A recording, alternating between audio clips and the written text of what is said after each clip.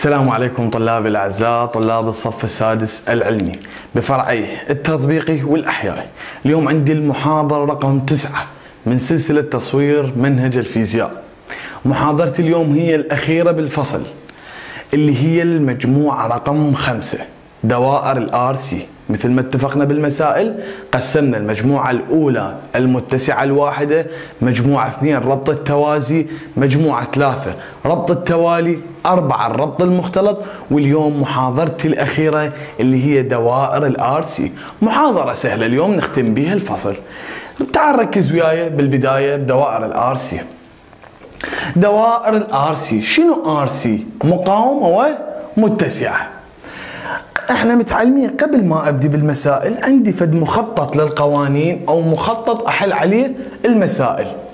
فارد اذكرك بالثالث متوسط. اول شيء ربط المقاومات على التوازي. اذا ربطت المقاومات على التوازي ايش راح يصير؟ عندي فرق الجهد متساوي، يعني دلتا في توتال يساوي لي دلتا في 1 ودلتا في 2. هاي خليها ببالك، اذا المقاومات مربوطه توازي اذا فرق الجهد متساوي. النقطه رقم 2 ربط المقاومات على التوالي. اذا المقاومات مربوطه توالي فان التيارات متساويه، اي توتال يساوي لي اي 1 ويساوي لي اي 2. تسمع كلمة عند اكتمال عملية الشحن للمتسعة، بس تسمع هاي الكلمة شو تقول؟ تقول دلتا في سي، يعني فرق جهد المتسعة. ايش راح يساوي لك؟ فرق جهد البطارية. فرق جهد البطارية. انتبه وياي، اذا سمعت بالسؤال عندك مال عملية الشحن يعني شنو؟ دلتا في سي يساوي لي دلتا في باتري. هاي اول 3 نقاط. النقطة الرابعة اريدك تركز لي بيها. اتذكر لي الثالث متوسط، قانون اوم. قانون اوم كان شو يقول لك بالثالث متوسط؟ فرق الجهد على التيار، المقاومة تساوي لي فرق الجهد على التيار. وكنا قبل نسويهن بهذا المثلث اذا تتذكرون، هنا نخلي المقاومة وهنا نخلي فرق الجهد وهنا نخلي التيار. اذا اردت المقاومة شو تسوي؟ تقسم فرق الجهد على التيار. اذا اردت التيار تقسم فرق الجهد على اليمن على المقاومة. زين، اذا اردت فرق الجهد تضرب مقاومة في تيار، وحسب المعطى مال السؤال. اذا اراد لك مقاومة اولى يعني فرق الجهد الاول على التيار الاول، وهكذا. اذا توتال فالتوتال على التوتال. فذني ال4 نقاط هن اساس حل دوائر الار سي. سجل لي يمك وتعال خلينا نحل مثال رقم 8 المتعلق بالار سي. مثال رقم 8 شو يقول؟ انتبه وياي. مثال رقم 8 شو يقول؟ دائرة كهربائية متوالية. ايش بيها هاي الدائرة؟ متوالية تحتوي على مصباح كهربائي مقاومته ار سمول 10 اوم. هاي شنو؟ هاي مقاومة المصباح. هسه راح اوضح لك اياها بالرسم. ومقاومة مقدارها ار كبيرة 20 اوم. هاي يا ار الدائرة كلها. زين، وبطارية فرق الجهد بين قطبيها 6 فولت. هذا شنو؟ هذا دلتا في توتال مالت الدائرة. ربطت في الدائرة متسعة ذات الصفيحتين المتوازيتين، سعتها 5 مايكرو فاراد. ربطنا بالدائرة متسعة سعتها 5 مايكرو فاراد. ما مقدار الشحنة المختزنة؟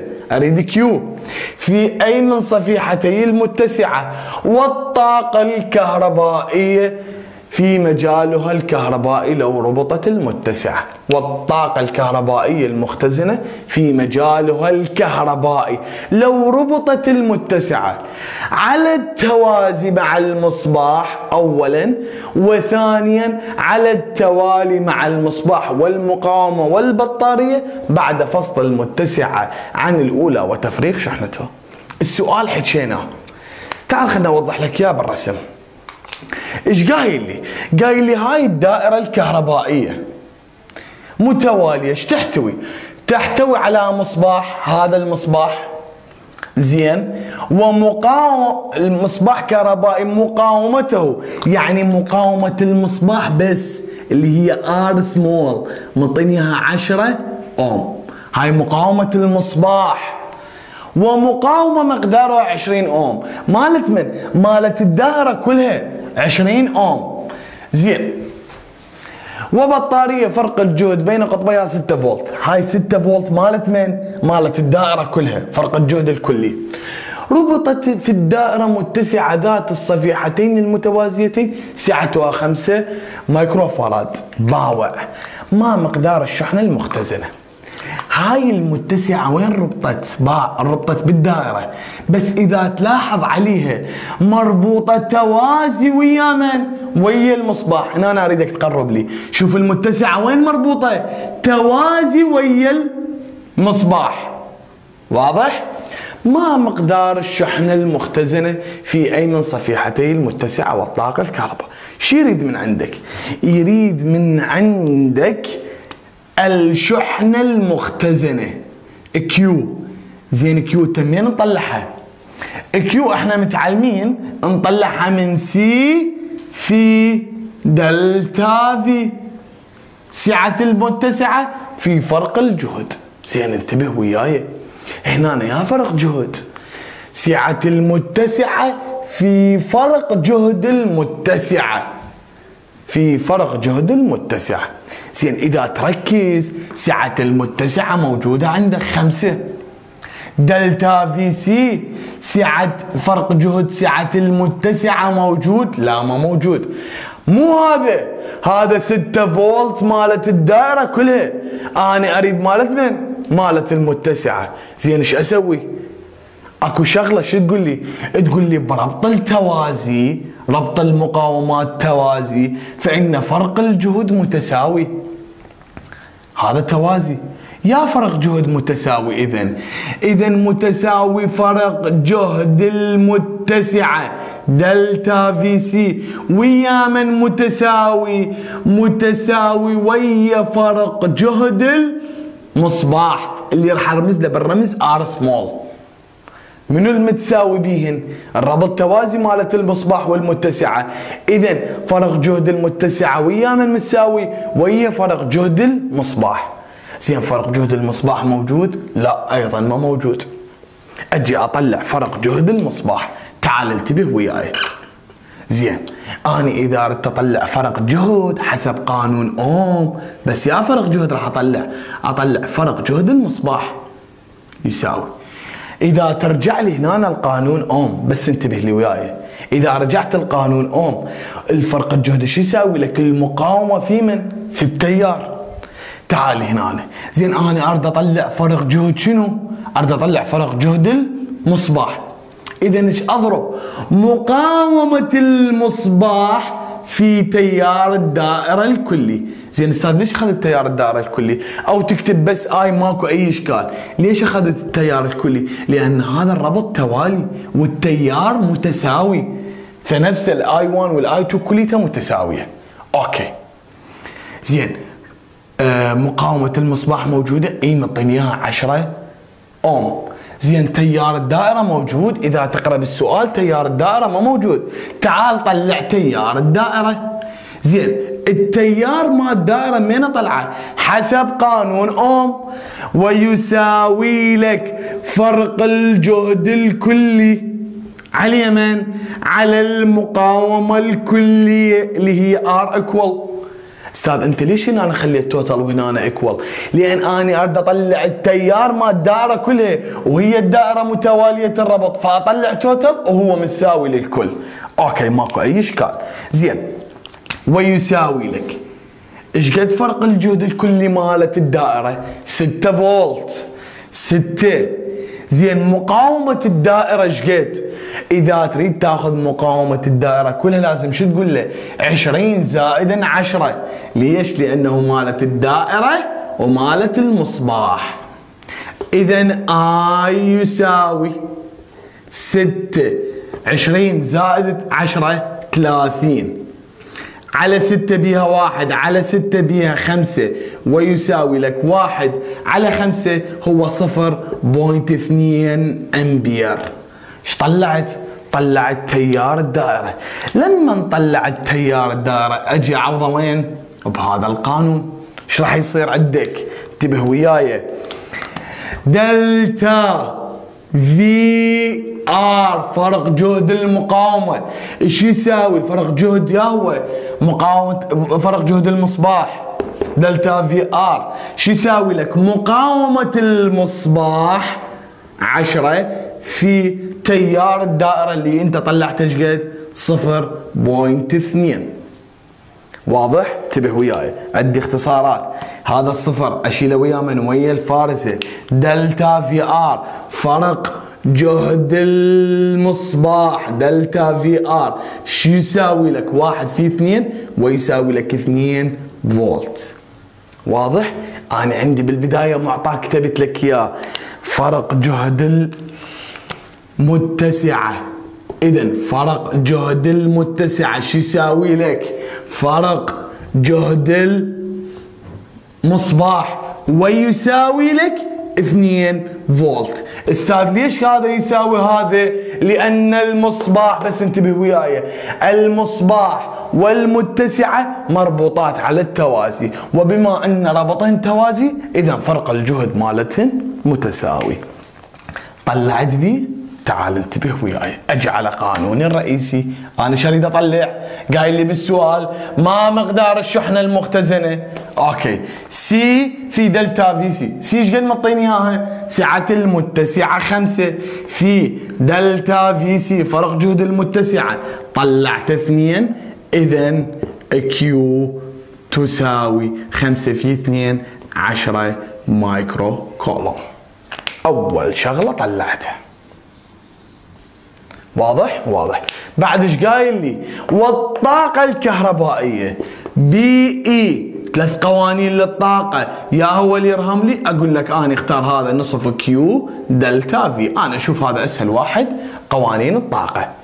ويساوي هاي النصف تنزل كيو ايش قد طلعتها؟ 10. استاذ اضربها في 10 اس سالب 6 لان الموضوع طاقه ويجب التحويل. ليش سالب 6؟ لان مايكرو في دلتا في سي. ايش قد دلتا في سي؟ 2 طلعناها. هاي الاثنين تروح ويا هاي الاثنين. زين، كل 10 فارغه باعتبار اسها ايش قد؟ اسها 1. 10 اس 1 و10 اس سالب 6. اذا بي اي الطاقة تساوي لك اس موجب 1 وسالب 6 اس سالب 5 جول. طلعت المطلب الاول. واضح؟ طلعنا المطلب الاول. قوانين ترتبها قدامك تحل. اجي على المطلب الثاني، اريدك تكتب لي يمه ملاحظه. ايش كاتب لك؟ لو ربطت المتسعه باوع ثانيا على التوالي مع المصباح والمقاومه والبطاريه. انتبه وياي، المتسعه اذا ربطتها توالي مع المصباح والمقاومه والبطاريه، اذا هاي راح اقول لك النقطه الثانيه. اذا دلتا في باتري يساوي لك دلتا في سي. المتسعة لو ربطت مع المصباح والمقاومة والبطارية توالي بعد فصل المتسعة، إذا هذني مساويات. زين، هاي تخليها ملاحظة، تجر لي خط وتكتب عليها. إذا جاك هيجي معنى يعني ذني مساويات. زين، دلتا في باتري ايش قد؟ هي 6 فولت مال البطارية كلها، هي نفسها دلتا في سي، إذا 6 فولت. واضح؟ واضح. اجي شو يريد من عندي؟ ايضا يريد من عندي الشحنه كيو. كيو ايش راح تساوي لك؟ كيو ايش راح تساوي لك؟ نفسها سي في دلتا في ويساوي لك سي ايش قد؟ 5 مايكرو فاراد في دلتا في ايش قد؟ 6. قلت لك 6. اذا 5 في 6 30 مايكرو كولوم. واضح؟ واضح. المطلب الثاني اسهل من المطلب الاول.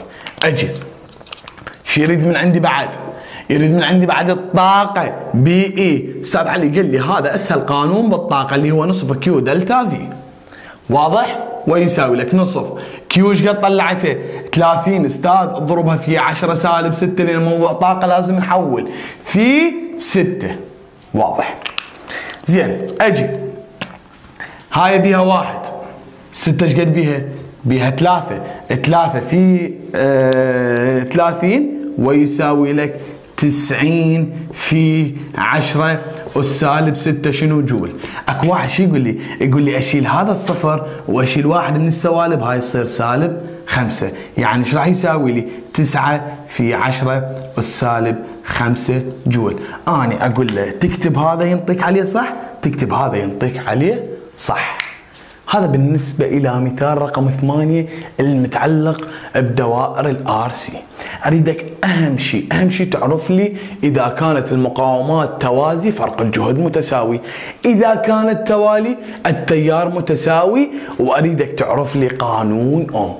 من مثال رقم 8 أنتقل إلى سؤال آخر. هسه طلابنا الأعزاء ننتقل إلى السؤال الأول الموجود بأسئلة الكتاب. السؤال الأول بأسئلة الكتاب هو يخص دوائر الار سي. السؤال شو يقول؟ من المعلومات المثبتة في الشكل، هذا الشكل احسب. طبعا الشكل ايش بيه؟ فرق الجهد الكلي مالته 12 فولت، سعة المتسعة ايش قد؟ 100 مايكرو فاراد، والمقاومة الكلية 20 اوم. يريد المقدار الأعظم لتيار الشحن لحظة إغلاق المفتاح، يعني قصده شريط التيار الأعظم اي ماكس لحظة إغلاق المفتاح. سد المفتاح. 2 مقدار فرق الجهد بين صفيحتي المتسعة بعد مدة من إغلاق المفتاح، اكتمال عملية الشحن. قايل لي يعني شنو اكتملت عملية الشحن. 3 اريد من عندك الشحنة المختزنة. شو يريد من عندي؟ 3 الشحنة المختزنة كيو. 4 الطاقة المختزنة في المجال الكهربائي اللي هي بي اي. خلينا نجي نحلهن واحد واحد. الحل. الدائرة هاي شنو ربطها؟ توالي. انتبه وياي. من المعلومات المثبتة في الشكل يريد لي المقدار الأعظم لتيار الشحن لحظة إغلاق المفتاح، يعني شو يريد؟ يريد من عندي اي ماكس. قانون اوم. إذا أردت التيار اي ماكس ايش يساوي لك قانون اوم؟ إذا أردت التيار يساوي لك فرق الجهد على اليمن على المقاومة. هاي أولا أنا أكتب لك إياها باللون الأحمر على مود تعرف. فرق الجهد على اليمن على التيار حسب قانون أوم، ويساوي فرق الجهد الكلي ايش قد موجود عندي؟ منطيني اياه 12 على اليمن على المقاومة اللي هي 20. طبعا 12 على 20 تجي تقسمها ما عندك أي إشكال. خلنا نقسم لك إياها هنا. 12 كم؟ 20. 12 كم 20؟ ما بيها صفر، نزل هنا صفر. 120 كم 20؟ بيها 6. 6 في 20 120، إذا يساوي لك 0.6 أمبير. أول شغلة طلعتها لك. نجي على المطلب رقم 2. شايد بدي عندي ما مقدار فرق الجهد بين صفيحتي المتسعة، يعني شو يريد من عندك؟ دلتا في سي فرق جهد المتسعة من إغلاق المفتاح اكتمال عملية الشحن. الملاحظة قبل لا أحل لك الأسئلة قلت لك عند اكتمال عملية الشحن فإن دلتا في سي يساوي لك دلتا في باتري. يعني البطارية ايش قد منطيني فرق جهد البطارية؟ 12 فولت، إذا هذا يساوي لي 12 فولت. سهلة، قال اكتمال عملية الشحن. رقم 3 ايش رايد من عندي؟ الشحنة المختزنة في صفيحتي المتسعة. يريد الشحنة، أنا الشحنة شلون أطلعها؟ أطلعها من سي في دلتا في سي بين صفيحتي المتسعة فرق جهد المتسعة، ويساوي لك انتبه وياي ايش قد عندك سي مطيني اياها؟ 100 في فرق جهد المتسعة ايش قد طلعناه؟ 12، ويساوي لك هاي الصفرين نزلهن 12 في 1 و 12. شنو وحدة الشحنة؟ مايكرو كولوم. واضح؟ واضح. كل سهل. هذا المثال كل سهل وانذكر مرة بالامتحان الوزاري. نجي 4. ايش رايد من عندي؟ الطاقة المختزنة في المجال الكهربائي. استاذ علي قال الطاقة، خذ لي هذا القانون اسهل واحد اللي هو نصف كيو دلتا في. انتبه وياي. بي اي تساوي هاي نصف ايش قد كيو؟ 1200. استاذ اضرب لي اياها في 10 سالب 6 تحويل طاقة في دلتا في. دلتا في ايش قد؟ اللي هو 12. واضح؟ واضح. عندي اختصارات؟ اي عندي اختصارات. الاثنين بيها 1، ال12 بيها 6. اذا بي اي تساوي، انتبه وياي، 1000 راح اكتب لك اياها 12 في 10 أس سالب 4. استاذ ليش كتبت لي 12 في 10 سالب؟ صفرين شلت ويا 2 من السوالب صارت 10 أس سالب 4 في 6.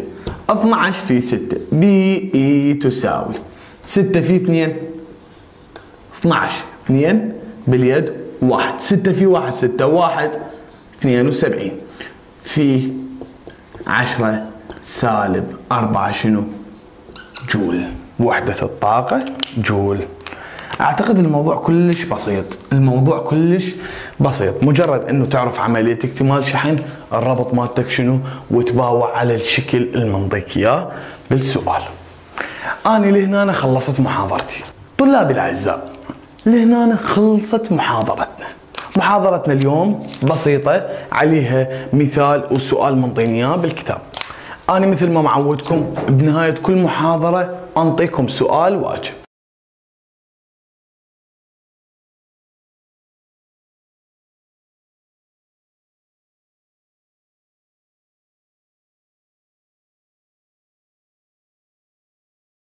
حل هذا السؤال موجود بقناة التليجرام. طبعا أحب أنوه على شغلة قبل ما أنهي محاضرتي لليوم. طبعا كل هذا الحكي اللي حكيناه بالمحاضرات السابقة واللي راح تجي إن شاء الله القادمة إنه كله معتمد على ملزمة جوهرة الفيزياء. لهنا أعزائي الطلاب تنتهي حلقتنا اليوم. إن شاء الله نلتقي بالمحاضرة الأولى من الفصل الثاني الحث الكهرومغناطيسي.